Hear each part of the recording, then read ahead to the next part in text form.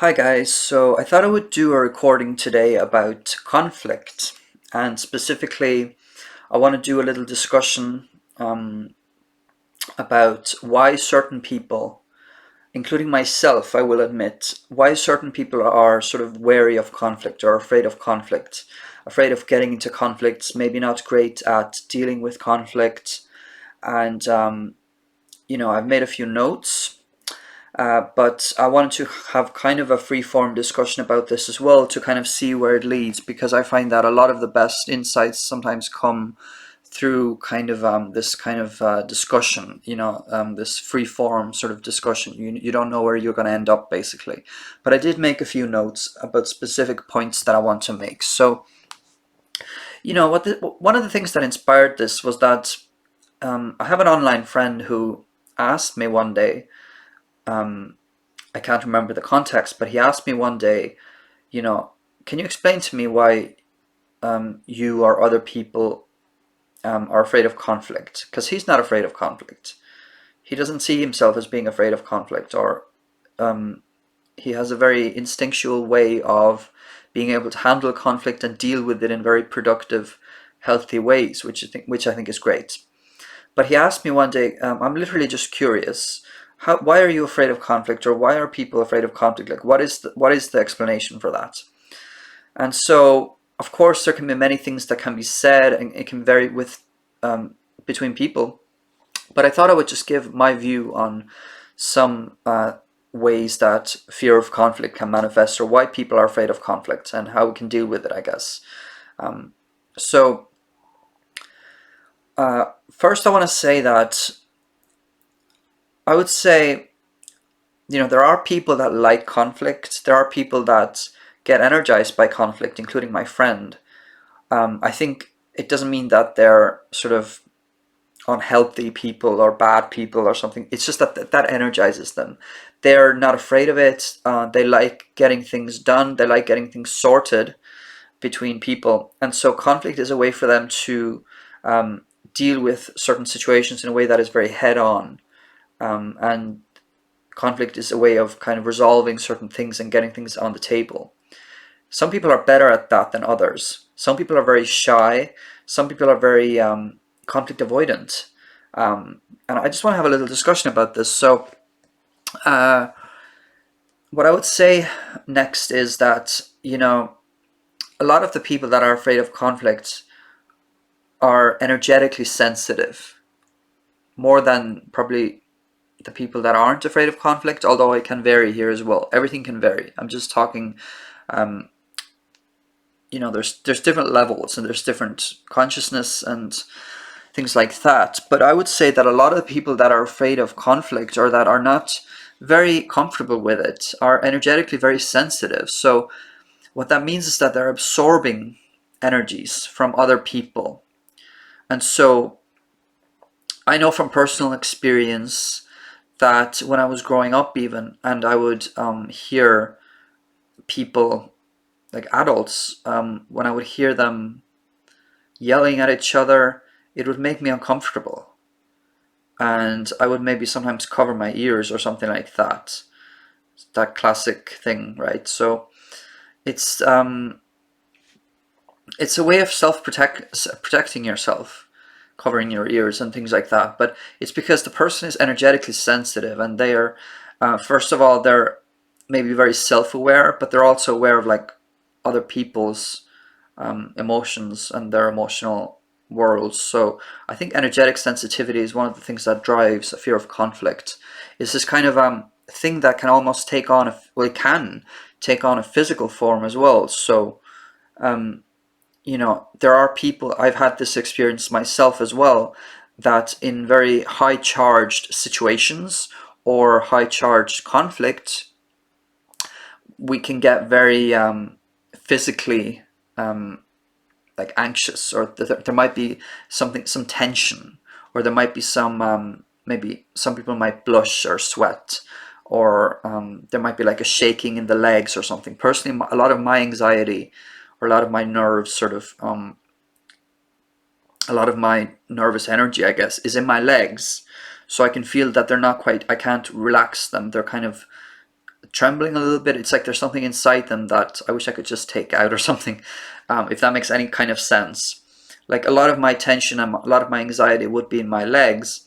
And so this is kind of getting off topic, but when I meditate, for example, or when I try to relax, it's often my legs that I try to relax the most, and it's my legs that I feel that they are relaxed when I'm meditating. Like I know that I've succeeded in meditating, when I can feel that my legs are really relaxed, and so that kind of gives me a nice pleasant feeling.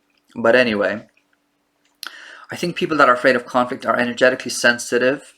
They're absorbing a lot of information, and so I think it's that, I don't know exactly everything about this, but I would say that people like that, they don't want to have like negative energy in their like bubble, in their energetic field, because they're already sensitive, and so the more negative energy you take in, the more it kind of throws you off the track.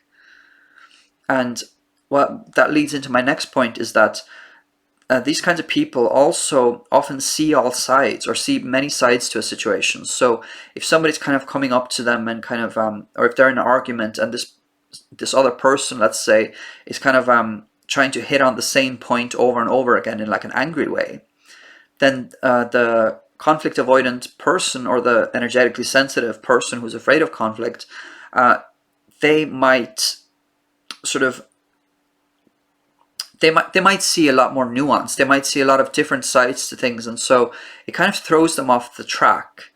Because, like, I know from personal experience, I'm also an Enneagram 6. I talk about the Enneagram a little bit on this channel sometimes. So if you know about the Enneagram, I'm an Enneagram 6, and so I tend to see different sides to things, and everything is kind of in my head is like this overload of information. So when I have an opinion, let's say, and somebody else maybe challenges that opinion in like an angry way or something like that, then it kind of throws me off my game, because then I start believing, sort of, I start doubting, actually, yeah, I start doubting my own belief that maybe I had, or I start doubting my own opinion or my own thoughts that I had, because this other person is making sense to me. So when they challenge me or they have an opposite opinion, even when it's not a very charged situation, highly charged, I still sort of get confused, and not all the time, but it can sort of throw me off the track, because I may have had an opinion, but then this other person comes to me and we're in conflict about something, and that what they're saying actually makes sense to me, and so that throws me off my own opinion, because I'm not sure what to believe now, because this other person's opinion also makes sense to me. And so I think it's just about, I've been thinking about this a lot lately. I think it's about finding your own values and finding your own, like, what matters to me and who am I, and like what are my core beliefs and what do I want. I think those are important things to know, and it's things that I struggle with a lot, but I'm getting a bit better at it. But I think once you know like what your core values are, or what you value, then it's more difficult for other people to throw you off the track, because you're going to stick to that. Then you're going to stick to your own game, if that makes sense. So while you still might understand the other person's opinion and where they're coming from, of course, which is a good thing, you're not going to get as thrown off by it. You're not going to get as confused by it, because you know yourself what is actually important to you. So while you may understand the other person's point of view very well, and it might make a lot of sense to you, and you might incorporate it into your life a little bit here and there as well, but maybe it doesn't matter to you as much as the thing that your opinion is about, if that makes sense. Does that make sense? So it's kind of like, if I don't know my own values, if I don't know what I really think, or what is important to me about the things that I think, or like out of the things that I think, what is the most important to me, if I don't know these things, then somebody else coming to me with a different opinion might throw me off the track, because what they're saying makes so much sense to me that I become confused. But if I know that, well, I know I see 10 different ways. Let's say there's a situation, and like I might think, well, I see this in 10 different ways, or this other person talking to me about this makes me see it 10 different ways, because they're coming with all these other opinions. But I know that this particular opinion in this little corner of my head, let's say, that's the one that actually means the most to me. So I'm not going to let other opinions sort of confuse me, because while I do understand them, they don't matter to me when it comes to my core values. So I'm going to stick to my core values, if that makes any kind of sense. Maybe I went a little bit off track again, but I just think if you're the sort of person that very strongly sees different sides and doesn't necessarily cling to a specific opinion, but you just kind of see different sides, you're an observer. I consider myself very much an observer, and I'd find it difficult sometimes to commit to an opinion or commit to a certain point of view, because I'm more of an observer. I like to observe different things without necessarily clinging to a specific opinion. Not all the time, but oftentimes I've noticed that about myself, that is the case. So if you're that sort of person, then it's like what other people are coming to you with strong opinions, there is the chance that they might throw you off a little bit, because you haven't thought through what your opinion is, or which of the observations means the most to you. Because while you see 100 different things, you still would benefit from thinking about, okay, well, which of these 100 things actually matters to me, and then kind of stick with that. Another thing that I want to talk about, this might be my last point, but we'll see, is that especially if you're thinking about Enneagram 9, for example, and Enneagram 9 tends to be at times afraid of conflict, or not sort of good with being upfront when it comes to conflict. I have 9 in my trifix. It's my second highest Enneagram type, let's say. So I believe that this is another topic completely, but I believe that we all have kind of like 3 types, and that they interact with each other. So I go into my 9 mode definitely, where I'm kind of afraid of conflict a lot, just because of with 9s, for example, it's this feeling of being separated. Or what if this person gets the wrong idea of me because we had an argument? Or what if they don't like me anymore because we had this argument? So I think that's another reason why some people are afraid of conflict. And I'd be curious to hear people's thoughts about this. So let me know in the comments, like, why are you, if you find conflict uncomfortable, like, what is the driving force behind that? What is the thing that is driving that? I think for a lot of 9s, and just generally a lot of people that are more uncomfortable with conflict, there's a feeling of there's this fear of like being separated. Like, I remember telling my friend who asked me why I'm afraid of conflict, I remember I asked him once, or actually no, he was asking me about something, and I kind of explained, well, I don't want to do that because they might think badly of me, or like, what if they think differently of me because I spoke up or something. And it's this thing of like, we do have to be a little bit more assertive, people like us. So I think we have to kind of stand our ground and go to people in a respectful way and say what your boundaries are. But for 9s, or for people with 9 in trifix, and just people who are conflict avoidant in general, it can be so difficult. Like, I actually this past week I've gone through this situation with somebody, and I had to tell him no about something. And yesterday he came to my house, and I sort of knew that the topic would come up, but I didn't bring it up myself. But he brought it up, which I thought it would. And I kind of told him no, but I kind of said it in a slightly roundabout way, which I don't like that I do this. And I'm the first to admit that if doing things in a roundabout way does not always help.